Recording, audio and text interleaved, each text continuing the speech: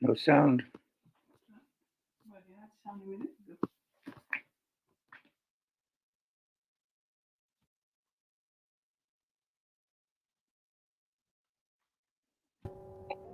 Hello, Harry. Can you hear me now?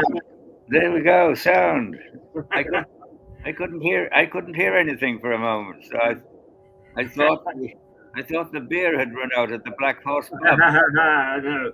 Well, Yeah. I'm not at the Black Horse this morning because I had some problems with my scooter. Oh, okay. So I'm broadcasting from home as we Mhm. didn't have any studio guests today. Mhm. I decided that rather than wrestle with the scooter, that I would stay put. Okay. Mhm. Here we are. Good show.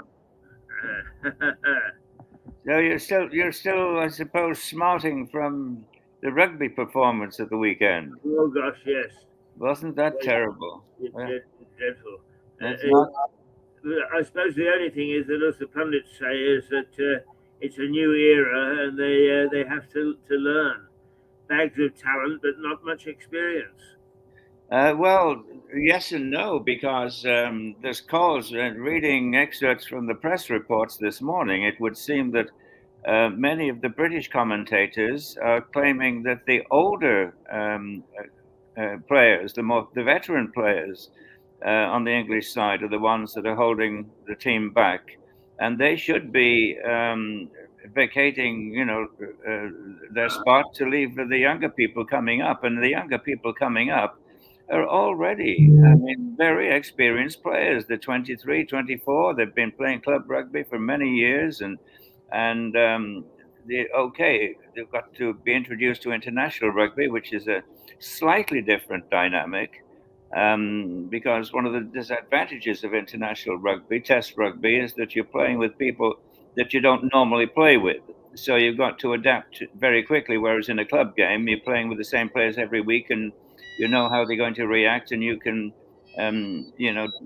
determine what to do even before they've done what they do. So Yes, yes. which explains really why club rugby is vastly superior to test rugby, because we become emotionally attached to test rugby because it's carrying our flag. If you're Scottish, it's Scottish. If you're English, you're English, and whatever. Yes. And if you're Italian, my God, did you see how the Italians did?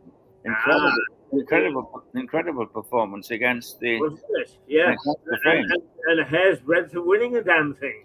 They did. If he hadn't hit the post with that final kick, they would have won, and that would have been. And it's not to say that the French didn't play well. The French are a superb team at the moment. I think potentially they're still the top team in Europe, better than Ireland. But the Irish are on a winning streak, and they're not about to let themselves be stopped. And the Italians put up a remarkable show. Played far beyond their normal capabilities, and gave the French quite a scare. It was a wonderful game, one of the best games I've seen in many years. The French Italy game yesterday, outstanding. But going back to the English game. Many of the commentators are saying what I felt when I was watching it, that the basic handling skills were missing. They didn't seem to, know what to do when they got the ball, and there was far too much kicking as always. And when you kick, you lose possession. You give the ball to the other side, Yes. and so there's some very fundamental mistakes, and you often see this question which interests me greatly in rugby, and that is the captaining of a team, the leading of a team. Now, the leadership comes from two sources. It comes from the coach, obviously, but on the field, it's the captain. And I've always been at a loss as to how you can captain a team if you're in the scrum. You cannot see the game. You cannot see how it's unfolding. You cannot identify the little changes and tweaks that need to be made. And in a way, the French performance on Sunday against Italy just showed how important Antoine Dupont had been to the team, because he was leading the team. The team was leaderless, and so the leadership of a team of rugby has got to be somewhere in the axe between the scrum and the three-quarter line. Ideally, the standoff, but certainly no further away than a centre or the scrum half. Yes, not with his head down. You cannot lead a rugby team from inside the scrum, because by the time the game is unfolded, you're still trying to get your head out of somebody else's backside. Yes, And right. and you can't possibly see how the game is going to evolve. And that's a personal feeling, of course, biased. I was a three-quarter, but I just cannot see how you can captain a team from the scrum. And the second point, by extension, is can you ever have a coach of a team who played in the scrum? Because he too will never have been able to identify the unfolding strategy of a fast-moving game. Yes. He can't. He can't. He just hasn't been formed in that context. So now the interesting case of schizophrenia there is Brian Johnson, who was a forward, a very successful skipper as a forward, and yes, a dead loss as a coach. well, he went on to become the winning coach in was it 2003? I forget the year now of winning. He was the captain. No, he's the captain. That's right. Of course, he was the captain. Yes, then he went yes. on to become coach, Yes, and so right. and was not at all successful. so this would argue against my theory, of course. But there are exceptions to all theories, Exceptions to all rules. and I think his was a I special go along case. with you, Harry. And he managed to take a broader view. And of course, the other thing about being a captain is to demonstrate leadership qualities. Yes, And he had those in spades. He was a leader, both as a captain and as a coach. So he brought that very important factor into his role in both cases. But my general point is that how can you be watching a game unfolding when you've got your head stuck up somebody else's backside? Yes, I totally agree with you. Mm. I find it difficult, and yet it's not unusual for the captain to be in the forwards, is it? No, in fact, it's quite common. It's quite common, and that's why it surprises me. I don't know. Let's take a look stand back a bit and see if what I'm saying makes any sense, really. But what about the other coaches? Galtier, for instance, in the French coach was a scrum half, and was the link between the scrum and the three quarters, and therefore in an ideal position to handle both sides of the game, because there are two distinct games going on in rugby. One is the scrum game, and one is the three-quarter line. Yes, And it's almost as if it's two separate disciplines. And so he's done a tremendous job. And trying to think of other Andy Farrell and Andy Farrell, he was in the back line, and so and look how they're doing, because he's reading the broader game. I really do feel like a forward as a coach has a very great disadvantage, because he's been brought up in a totally different culture. But that's a personal point of view, but it's very logical. It's very logical. Personal point of view, which I think has been pretty much illustrated by this weekend's rugby. Yes. But anyway, for those who watch rugby, Having maybe. said that, it was all very entertaining rugby. I mean, Hmm. even the English, England, Scottish match was entertaining. Um, the was it England Scotland? No, it was Yes, yes, yes, sorry. it was yes, England Scotland. Mhm. It was an entertaining, England, Scotland, yeah. Mhm. um, but I mean the Scots were much more disciplined, and Finn, I always want to call it Finn Harp. Yes, right, yes, yes. Mhm. Yeah. The Scottish captain is certainly is very aware. He's a very aware player. Well, Um, he conducts the team like an orchestra. He's an yes, orchestra conductor, and he's. But the big difference, I don't think, is so much discipline, though that's terribly important because we're constantly giving away penalties is obviously the track to disaster. But what I see in the Scottish team, what I see in the Irish team, and particularly in the French team, is creativity. It's new ideas, things happening, the recycling of the ball. They're not just head down and charge like England, but yes, it's they you see the ball moving out into the three-quarter line, and suddenly, for some reason, there's a huge lumbering forward in the three-quarter line who gets the ball, never never even thinks of passing it. He just wants head down and charge. yes. What's he even doing there? I mean, the so. Mind you, that there was much speculation Mhm. about the standout half, wasn't there? Because Marcus Smith was in the frame to start, Yes, and yes, injured himself in training of all places. I know, yeah. But Um, he's a typical example of a new blood coming on, trying to try new things, creative. yes, yes, And oh, indeed. I mean, he is a creative three quarter. yeah, But I was reading. I mean, the Times actually does a lot of very good in depth stuff, and I was reading their analysis before the match, and hmm, I hadn't quite appreciated just how fierce the coaching staff were in calling the shape of the game, saying to the players, "Now look, you may be very creative for your club, but this is what we expect from you, and that's what they provide." So a well, lot of the creativity is taken away from the absolutely. team itself.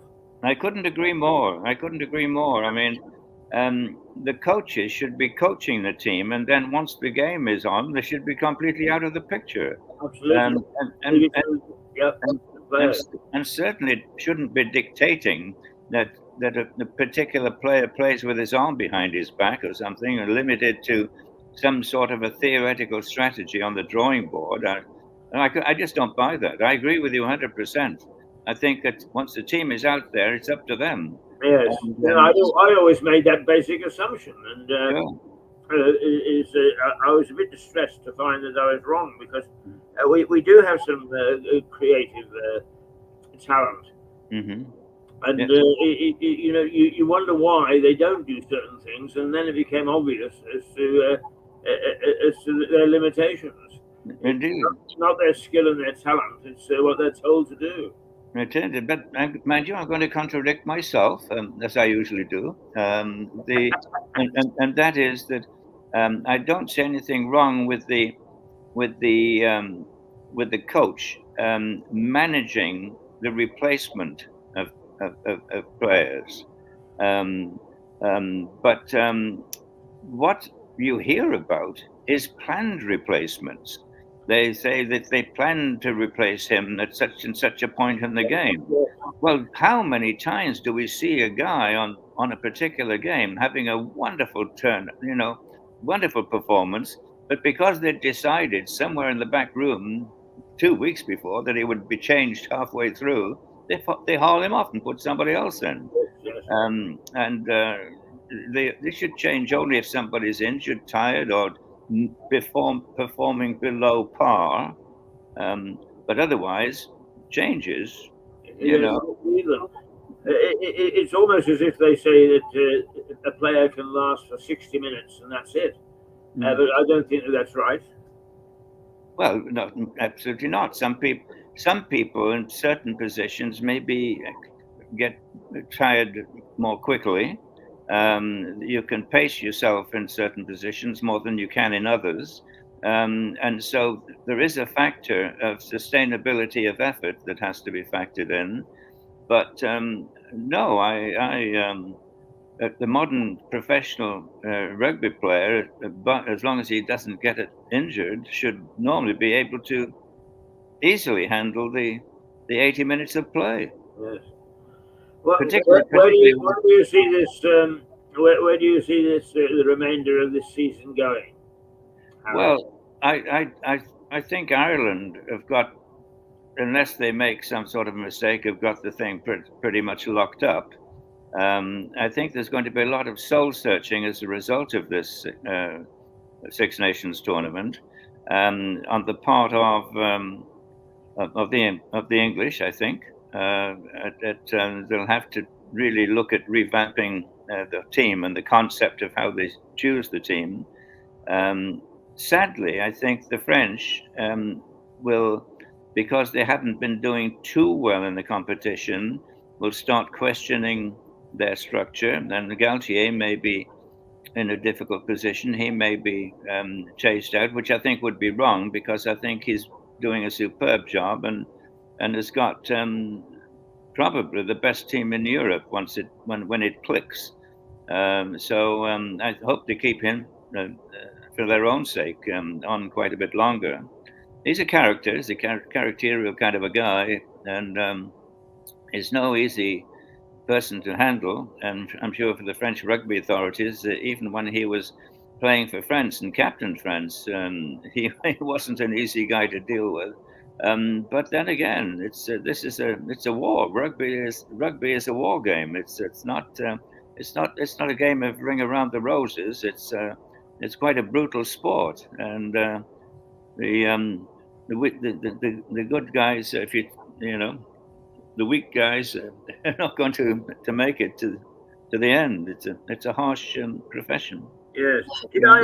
Did I read somewhere that the English have already decided that they're going to dump a few people and bring in some fresh blood? There's an article in the Telegraph by Moore, a former English international, and who's a commentator in the Telegraph, who suggests that three or four of them should be ditched, and they're good players. They're playing well, but their time is up. And he named them. And then Andy Good, who also had quite a distinguished international career, and I don't know if he's still playing or whether he's commentating for one of the television channels. But he too has come up with the same analysis that there should be some changes. But the depth of talent that exists in England is quite amazing. And the young people coming up and that should be given a, when I say given a chance, it's more than a chance. They've already proved themselves. There's almost a problem. There's too many people. Look the question of fullbacks. We've got high quality fullbacks, Yeah. and don't know who to choose. Burbank, Fullbacks, yeah, absolutely first class fullbacks. So we've got more people than we need to. We're not short of talent. Absolutely not. Anyway, I don't. I've only ever coached a small team once years ago, and simply did so out of interest in the game, and but never developed the skills because a coach has to have skills too, has to be able to read the game yes. extremely well, which takes us back to the question of a coach must read three quarters as well as he reads the scrum. So you almost need a coach for each division of the team. But there you go. We get into the problem of huge coaching staffs and they almost outnumber the team. Yeah, yeah, yeah. Oh, we knew it all in our day, Keith, didn't Oh, we? we did. Yes, But back in the days of the in horse many and buggy. ways, our objectives were quite different to everybody else's. And although we didn't win very much, we got a great deal of satisfaction Of and, course. I may say, a good deal of admiration and respect. Well, I think so, and there was a time, and I hope it still exists to a certain degree, when rugby was a almost a moral way of life. It taught you to take hits and not complain. Yeah. Whereas soccer, even if they haven't been touched, they roll on the ground and giving some Oscar performance about how hurt they are until the referee blows the whistle. When they get up and run like rabbits. It induces all that's bad in people, soccer, whereas rugby felt was a moral lesson in how to behave under stress. Um, Absolutely. I and can remember and it very was clearly that the rowing club, yeah, it turned up to an after match do, but they came in the evening. They weren't used to having big drink ups immediately after the game. yeah. We had left our premises, which were very nice, the Mhm. Newsman's Club, Mhm. and so we invited them the next week. And you made a great big heart. Oh, really? Yes, Yes, and you made a great big velvet heart, which we yeah, presented to them yeah. I as vaguely remember heartfelt that. apology. Yeah. Mhm. Yes. Yeah. Well, but it's different, and of course, since then, the game has become professional. And so that changes lots of aspects of it. But no, it was a way of life when you and I played, and Well, it was a philosophy. It was a moral contract in how to behave. You know, violence. Violence stopped with the final whistle, sort of thing. It was warfare. absolutely. Warfare. Anyway, Another area that we've touched on in the past, which I will never understand, is why the old farts insist that you can't play for England unless you're playing for an English team. Uh, uh, that is supposedly, I've been trying to figure that one out myself, and the answers that I get is that it's they want to have homegrown talent to maintain the integrity of the club structure in Britain, because many of the clubs are going through a difficult time with support economically and one thing and another. So you're trying to meet one objective and failing to achieve another with that policy. yes, And so, if the aim is to get put out the best international team you possibly can, nothing could be better than having players playing abroad and picking up the skills, the differences, the nuances that the foreign teams have developed that the English team hasn't. It's a great benefit. Uh, and I would have thought that the depth of talent that exists in England could easily permit young people to go abroad and get experience, learning a different language. I don't mean necessarily the language of the country, but that's also a uh, bonus. But yes. learning the different language of the game. So I think it's a tremendous advantage. I don't know why they have that rule, though it's said to be to protect the English club structure. Um, and there's an argument for both sides, I guess, but I'm not convinced of the argument. The clubs, if they're not getting the correct sort of support, there must be other factors involved which they've got to pursue rather than putting a limit on players' availability. Well, I agree with you. I mean, but it does seem to me that the financial success of the game in any country depends upon the success of the national team. And you get a very successful international side or national side playing internationally, and that spills down into the lower regions. Well, of Uh, course it does. Yeah. But But of course, we're not. England have actually been booed off the pitch at Twickenham, unheard of. that's right. And of course, the national team should be assembled that is sort of pulling the rest along behind it. But since, as you say, the financial problem of the clubs perhaps also comes from different factors. One of them, this amazing idea of only having rugby or most rugby on pay television. Yes, I know. That's And until it becomes a more widely watched, more popular sport, it will always remain in that little square of people who enjoy it so much that they're prepared to pay big money for a pay TV contract. yes, So, whereas it won't reach the greater audience which it needs to establish as a financial base for its future, um, you know, economic stability. So they just constantly go with the pay, with the money, the immediate money, the easy money, as it were, and you know.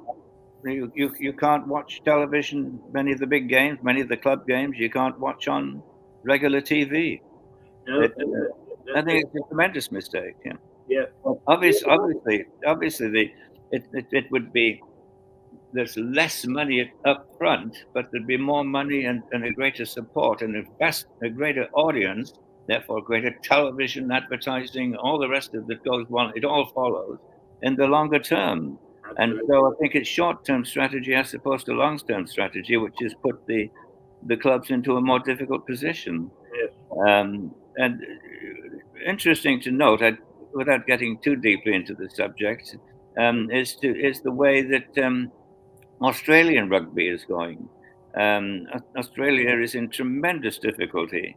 We've always thought of Australia as being a very great um, rugby playing nation, but in fact it isn't. It's the sports, the major sports in Australia are soccer, and Australian rules rugby, and other games. And to a degree, rugby union is the poor country cousin of rugby in Australia. And it's amazing how well they've done.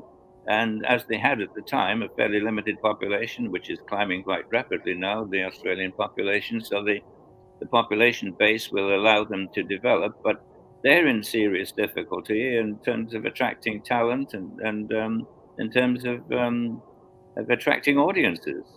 yes, Uh, and their very existence is threatened in Australia, the club structure. So you can see the different dynamics at play in rugby worldwide.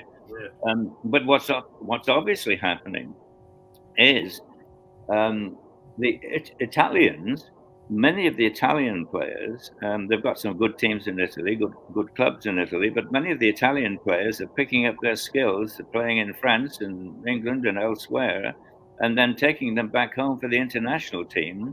And you saw what performance they put on yeah, absolutely, the weekend, which again supports the idea that foreign experience broadens their capabilities.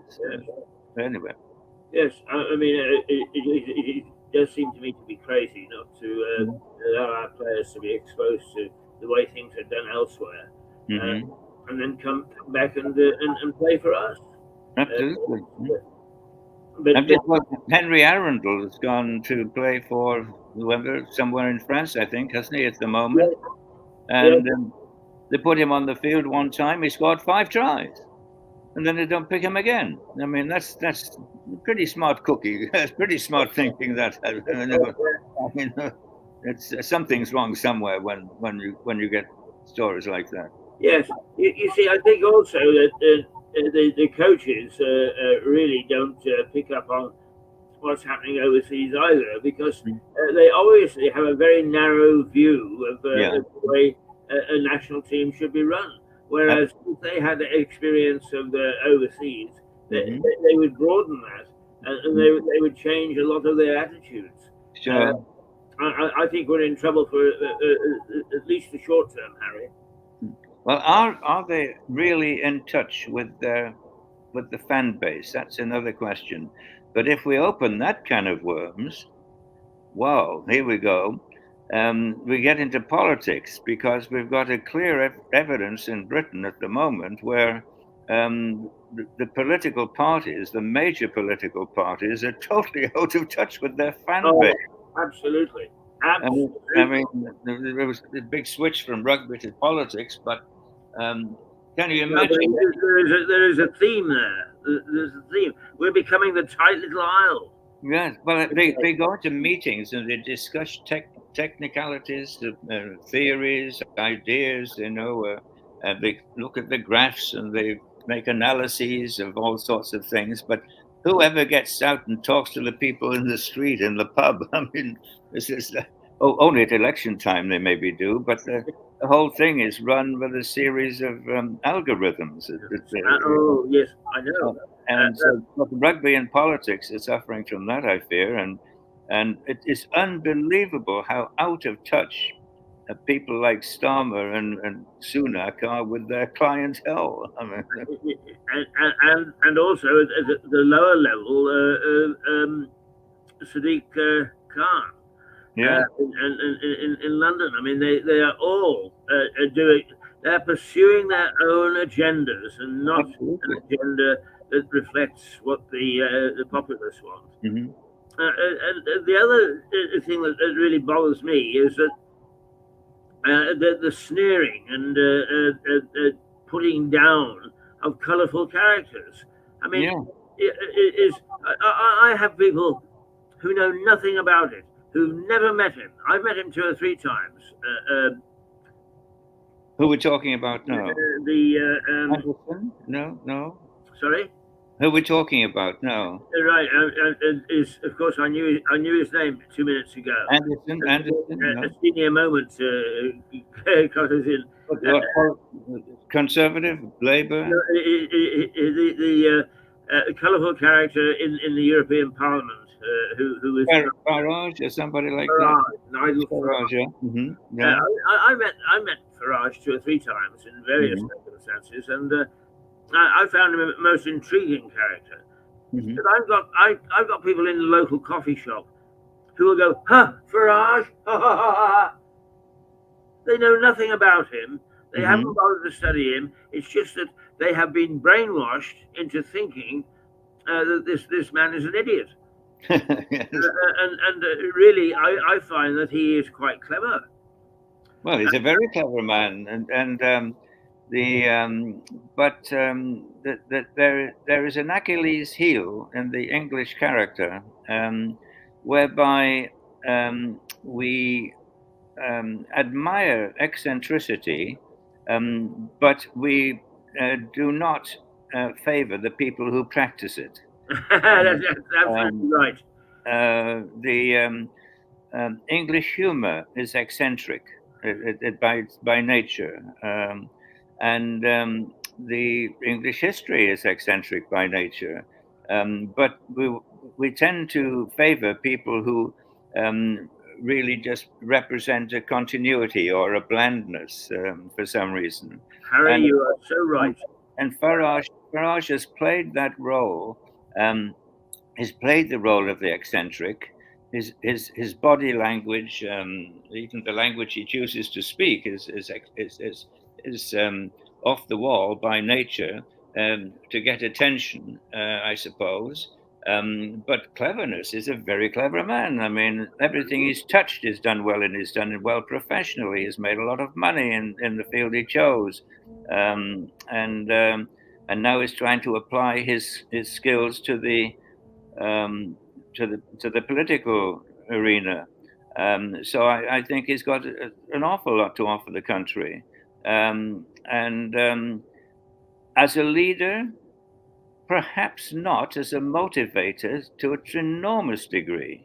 The If you've got the Reform Party, you've got Richard Tice, who seems to be more of a feet on the ground management type that needs a live wire like Farage to keep inspiring the team again with rugby, again the political team onto to greater achievements. I think Farage can probably serve the goals of of his political beliefs far better remaining on the just on the outside of the structures than being caught up in the day-to-day routine of running things. And again, that may be not in his character. He maybe Well, is more. your analogy of with rugby and coaching and what it should entail is very similar to politics. Indeed.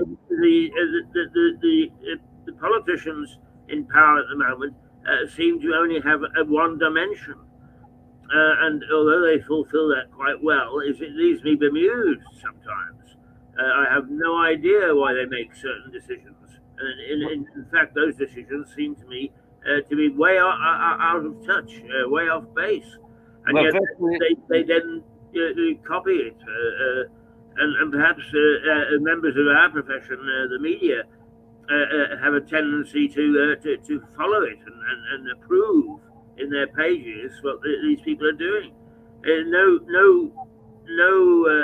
support for, as you would put it, eccentrics, which this television station is. Totally eccentric, yeah, uh, yeah. and an awful lot of people tune in simply to tell us we're not doing things according to Hoyle. Well, I mean, look in modern politics. Take Starmer and Sunak. They only react to what the other one has said. Yes, They're that's not, right. not even remotely listening to what their people are telling them to do. And so if the Labour Party accuses these conservatives of Islamophobia, they suddenly panic and fire Anderson.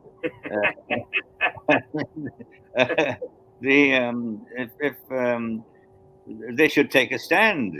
They they should tell the story, the difference between Islamism and Islam. Islam is a religion. Islamism is something totally different. It's the imposition of that religion by violence. And so they should be prepared to come out and stand for what they believe in.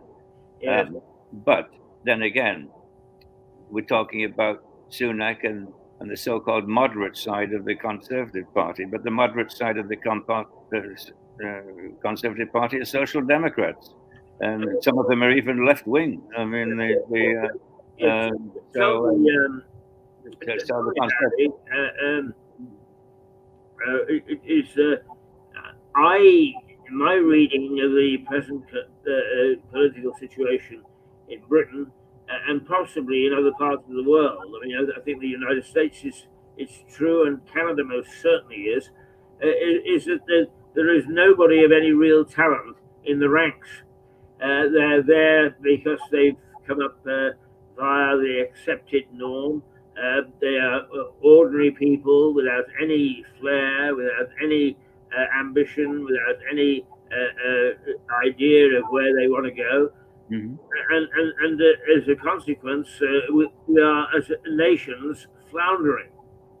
Well, I think in both systems, you've got the young boy or girl going into politics in Britain starts off at the lowest level, handing out pamphlets, and works their way up, parliamentary assistant, and so on and so forth through the ranks. They learn the art of compromise. They don't learn the art of decision making or opinion or having their own opinions. They become pretty much a standard rubber stamp Yes, uh, I uh, agree. type of personality until they elected to the top job, not because of their competence, because they're least threatening to the other people who are competing for the top job. Yeah, yeah. So you get a natural machine that creates mediocrity. Well, you get the same thing in the United States. There was a time once when in both Britain and the United States, politicians had already proved themselves in their different fields. They were very good, sincere, decent union people who had fought for the rights of the workers when the workers really did need rights because they were being exploited in those at that time. At that period, and they fought nobly, and having proved themselves in the union field, they rose up in the Labour Party and eventually became senior figures, but they proved themselves. And the same thing in Conservatives that worked in business or they'd worked in some field where they'd succeeded, and then they could now apply their talent to the principles that they believed in. And you had a genuine um, democratic competition between the two points of view, and hopefully the results of this was for the best for the interest of the nation. But no, it's only for the interest of the party. The people don't matter anymore. No. They've gone both the left and right. The people don't matter, and we've been being led by second-class people. The United States is a typical example, and Britain is a typical example. We're being led by second-class people. You might ask where the talent is. Well, the real talent has got the wit and wisdom not to get into politics. It's such a dog's breakfast, and Yes. so they go back off and make their money in business on the right, or make them you know become famous as academics on the left or what have you. But they wouldn't touch politics with a barge pole. Not So so, no. the whole That's very true, and in fact, what happens in a good many endeavours is that I mean it happened in journalism in the 1930s. It was really Fleet Street was a great place for ideas and thoughts and researches and so on and so forth. And then the intellectuals or the heavyweights found that they could make more money elsewhere, and Mhm. they moved off into other professions. With all due respect to, I'll get my head cut off for this. That Fleet Street is no longer the power and the force that it was. Um, there are still some good writers. There are still some good interpreters of situations, but we don't get anymore the, for instance, Chris Ryder, whom you may remember, Mhm. is the investigative reporter for the Sunday Times, who took his Mhm. life in his hands many times in Northern Ireland, and he was a really good investigative reporter. I don't know that there are any left anymore. Now that's not necessarily the fault of journalists, but rather that now trust funds own newspapers. Indeed, indeed, and we're moving into a situation where very soon a foreign dictatorship will own the telegraph. Absolutely, That, and they do not spend money. And in the case of the Saudis, they're most certainly not going to support an endeavour that's going to uncover some of their excesses. Those things will disappear. Absolutely not, and they're certainly not investing in it to make money. They're investing in it to control people's minds. Exactly. Yeah. Uh, so there you go. But I mean, if Britain is stupid enough to allow the foreign encroachment on the freedom of the press, and then Britain deserves to go down the tubes. I mean, it's Yeah. but there's still so much debate about it. And incidentally, just a quick word on the Daily Telegraph.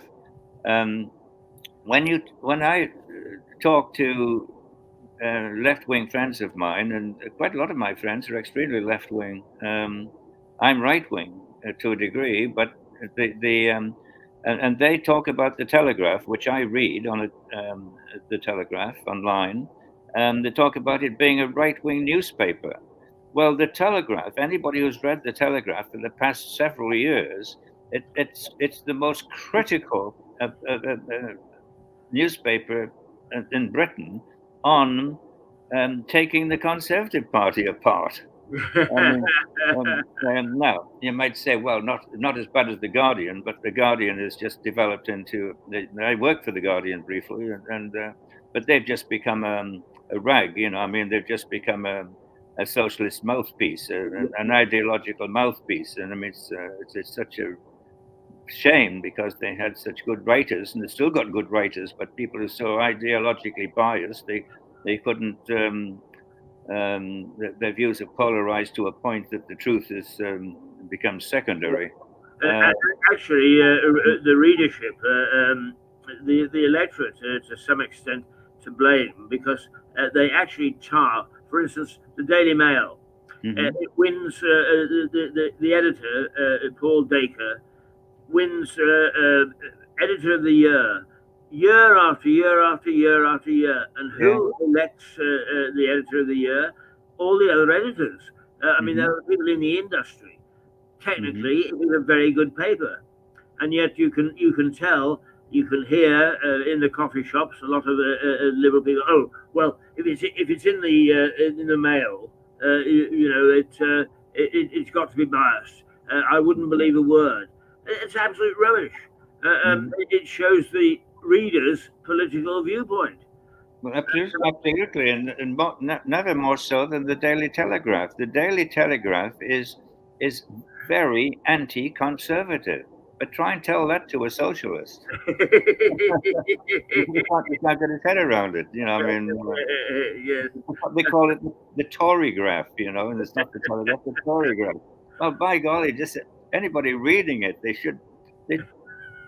pages and pages taking apart the Conservatives, but just because the Conservative Party is not conservative, or at least the parliamentary Conservative Party have totally blown it. And anyway, that's a different story. But it's very interesting. It's an interesting subject because It is.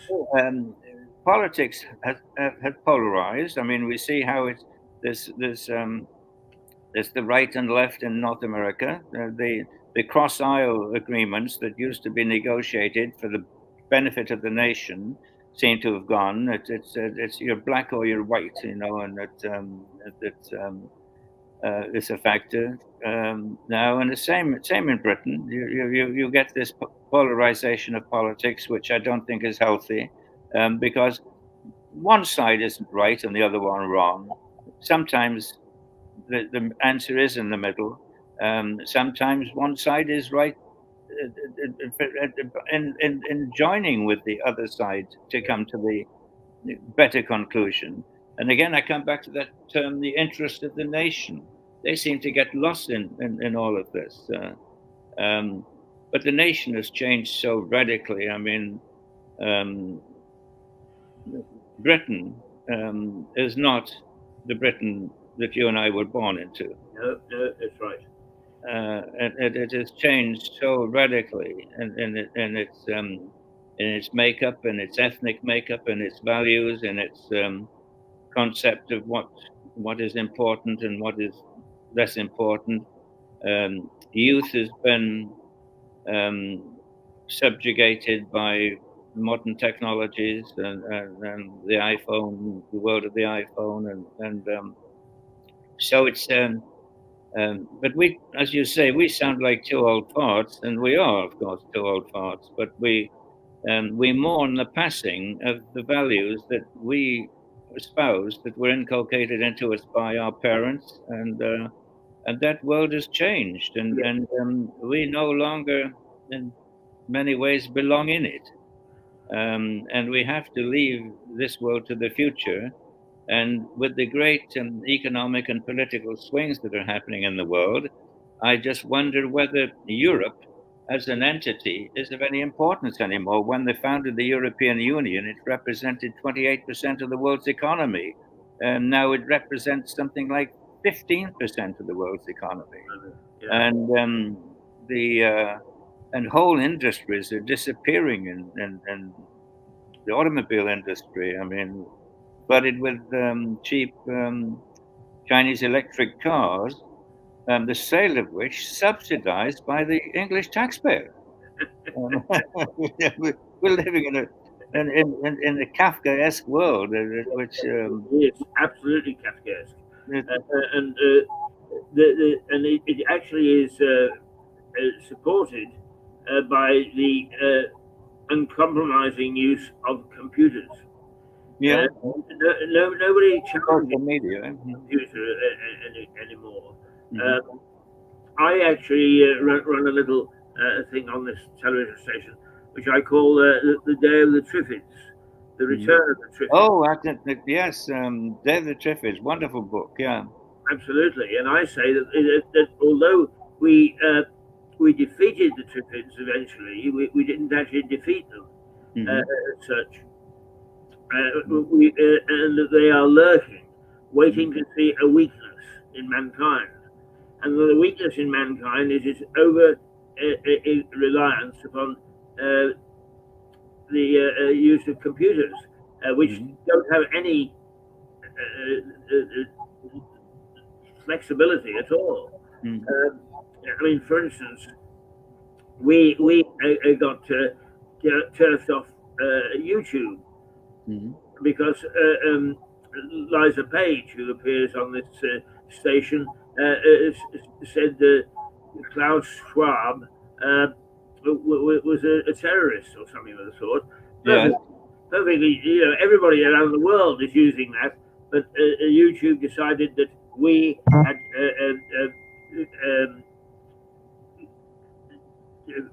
violated its code of conduct or whatever they Yeah. call it. Sure. Yeah. It's Mm-hmm. absolutely bloody ridiculous. Yeah. We are a free speech station, Mm-hmm. but that is true in almost every form of life. Mm-hmm. Well, of course, and there's somebody who sits in the back room, um, who decides what the code of conduct is, Yes, that's right. and and Quite so arbitrarily. how about somebody looking at that person's code of conduct? Yes, Of exactly. course, I mean, then it gets to be silly. We can't do that. So No, freedom of the press is to a degree compromised. First of all, by ownership. By ownership, if a dictatorship buys the Daily Express, a Daily Telegraph, you're going to see that influence applied. But just as you saw the influences applied by the people who own social media, YouTube, you've mentioned it. What about Twitter or X as it's now called? yes. What about the great Elon Musk. what about the great newspaper barons of the 19th century, who remarkably, I think, allowed a much freer press than we have today. Yes, even Um, though they were the press moguls. Yes, they were the press. They owned it. They could have truly controlled the flow of news. But I think their motivation was probably more money than becoming informational demigods. But there was a much freer press then than I think there is now, and well, people have become prisoners of their ideology. I mean, Um, in, yeah, the factual representation of ownership, I thought was showed how the owners could think in the film on Watergate, the Bernstein and Woodward, yeah, and the lady played by Meryl Streep, the owner yeah, of the Washington Post, decided to go with what she thought was right and just. yeah.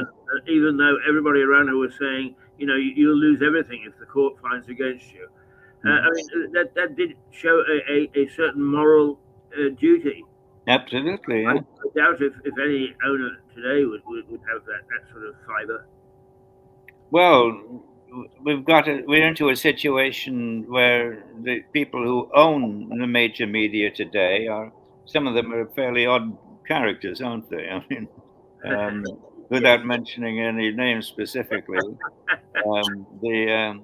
they're quite a collection, but takes us back to that strip, that strata of the ruling classes, be it in rugby, be it in politics, be it in the media. It seems to be a group of people with strange ideas um, that um, are not in touch with the common people, with the ordinary people. That's right. They do not reflect the worries and concerns of the ordinary people. Um, And the the common people are a different kettle of fish to the way that they I were. know, It's scary. It's scary, and so the system is run by um, not by inertia. I'm trying to think of the word for it, where it's like a great amorphous mass that is moving forward. The In politics we call it the blob. It's the civil service that run the country. Certainly not the politicians. Nominal. They're a nominal factor, but they can't even control their own staff. And if the people beneath them beneath them and essentially above them don't approve of them, a minister can be fired. Absolutely. I mean, we see ministers fired regularly because they haven't met the will or aspirations of the people that they're supposed to be managing. And these people multiply um, like rabbits, right, the Yes. thousand And they're not about to give up their power. at salaries that would boggle the mind, at twice the salary of the prime minister, that sort of thing. I mean, anyway. Harry, we've run out of time, but we'll continue this next time because Mhm. it's an Well, interesting. we should try and end on a positive note. I mean, because anybody watching our silly dialogue here, we don't want to leave them depressed. We want to give them a word of hope and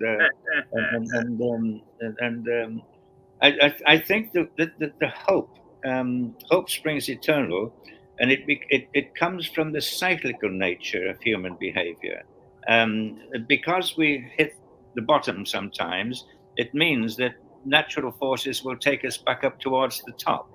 And I think we're going through a bad patch at the moment, whether it's English rugby, English politics, or the price of beer. And but this will even itself out, and the situation will improve. Yes. And the good news is, with any chance, we'll live to see it. We don't have a lot of time left, but I think But, things will start picking up in the next year or two. well, let's hope so. Yeah. And let's see if they will start to sell again, because I've approached my butcher about it, the pork chop with the kidney still left in it.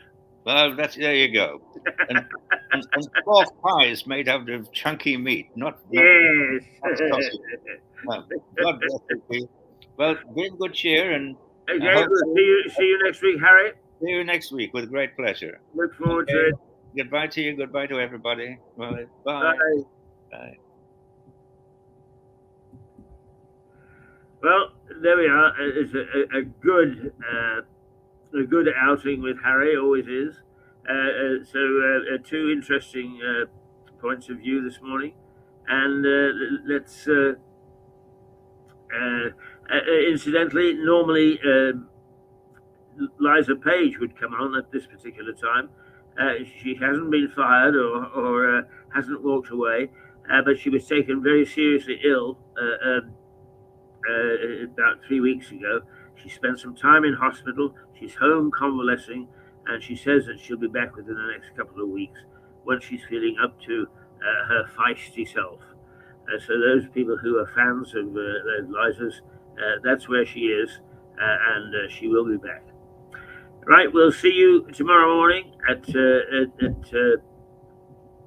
8 o'clock, and hopefully we won't have the trauma of technology to bug us anymore. We've overcome it. For the moment, toodle pip.